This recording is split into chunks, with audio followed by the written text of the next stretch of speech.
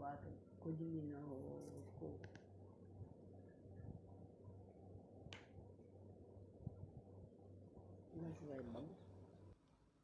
بسم اللہ الرحمن الرحیم صلی اللہ تعالی علی حبیبہ محمد وآلہ وسلم۔ انما یرید اللہ لیذھب عنکم الرجس اہل البیت ویطہرکم تطہیرا۔ کریمہ اہل بیت حضرت معصومہ کم کا اسم گرامی فاطمہ بنت امام موسیٰ کاظم علیہ السلام ہے۔ معصومہ آپ کا مشہور لقب ہے۔ اس کے علاوہ طاہرہ، حمیدہ، اخت الرضا بھی آپ کے القاب ہیں۔ آپ کی ولادت یکم ذی القعدہ 173 ہجری کو مدینہ منورہ میں ہوئی۔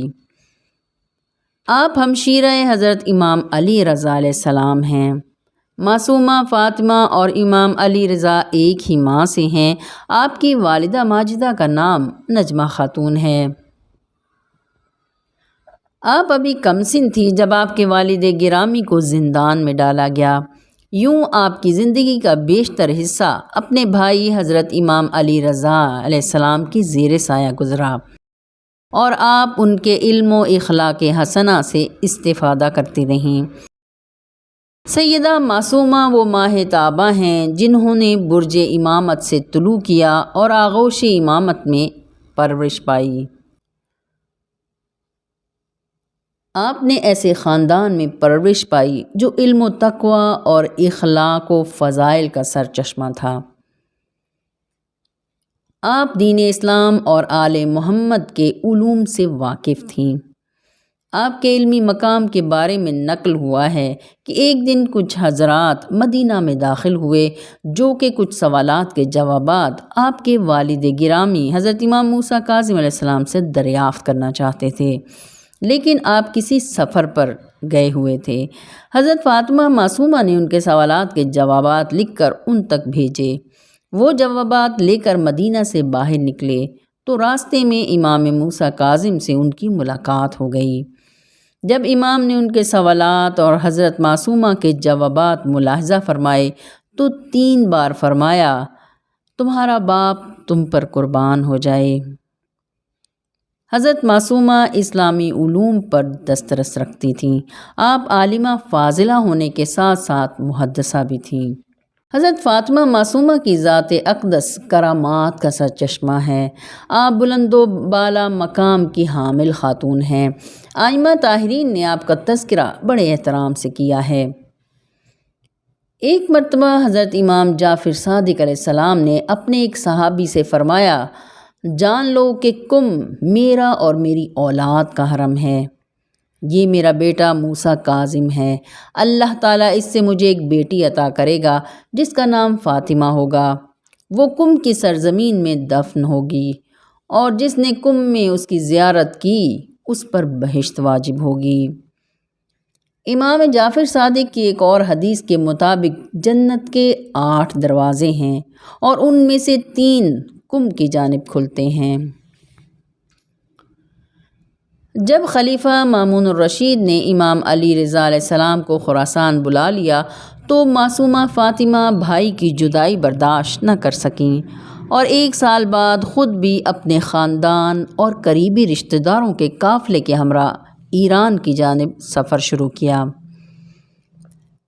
بعض روایات کے مطابق ساوا کے مقام پر آپ کے قافلے پر دشمنان اہل بیت نے حکومتی کارندوں کے ساتھ مل کر حملہ کیا اور آپ کے کئی حقیقی اور چچا زاد بھائیوں کو شہید کر دیا گیا۔ آپ سے یہ منظر دیکھا نہ گیا اور صدمہ اور شدت غم سے آپ بیمار ہو گئیں۔ بیماری کے بعد آپ نے قافلے والوں سے کم جانے کو کہا۔ کم پہنچ کر 17 دن بعد آپ رحلت فرما گئیں۔ اس مدت میں آپ اللہ تعالیٰ سے راز و نیاز میں مصروف رہیں۔ آپ کا محراب عبادت آج بھی کم کے مدرسہ ستیہ میں موجود ہے جسے بیت النور بھی کہا جاتا ہے۔ بیان کیا جاتا ہے کہ جب لوگ آپ کے جسد مبارک کے بارے میں اختلاف کر رہے تھے کہ کون قبر میں اتارے گا تو اتنے میں صحرا کی جانب سے 2 نقاب پوش نمودار ہوئے۔ جنہوں نے آپ کی نماز جنازہ پڑھ کر آپ کو سپرد خاک کیا۔ وفات کے وقت حضرت معصومہ کی عمر صرف 24 برس تھی۔ 256 ہجری میں امام جواد علیہ السلام کی بیٹی نے آپ کی قبر مبارک جو کہ باغ بابلان کے مقام پر ہے اس پر مزار بنوایا۔ قم میں آپ کا روضہ مبارک آج بھی مرجع خلائق ہے۔ آپ کے روضہ اقدس پر لاچار اور مضطرب لوگوں کی حاجات روا ہوتی ہیں، بیماروں کو شفا ملتی ہے اور دلوں میں نور ہدایت بھر جاتا ہے۔ قم کی عظیم دینی درسگاہ بھی آپ ہی کی مرہون منت ہے۔ ابتدا سے لے کر آج تک علماء، محدثین، مفسرین، فقہا اور دانشور آپ کے روضے کے نزدیک علم و دانش کی اشاعت میں مصروف رہے ہیں۔ آپ کی ذات بابرکت کا فیض ہے کہ آج قم نہ صرف ایران بلکہ دنیا بھر میں علم و دانش کا مرکز ہے۔ حرم حضرت معصومہ کے ساتھ ایک مشہور دینی مدرسہ فیضیہ بھی واقع ہے۔ آج ایران میں حرم امام علی رضا علیہ السلام کے بعد قم میں سب سے بڑی بارگاہ فاطمہ معصومہ کی ہے۔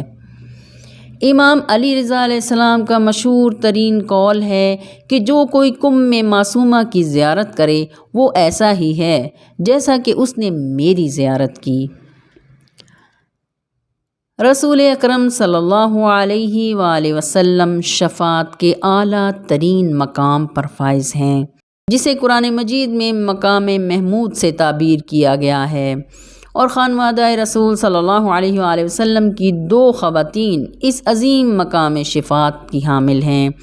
ایک خاتون محشر صدیقہ اطہر حضرت فاطمۃ الزہرا سلام اللہ علیہا اور دوسری شفیعہ روز جزا حضرت فاطمہ معصومہ سلام اللہ علیہا کہ جن کا مقام حضرت زہرا کے بعد ہے۔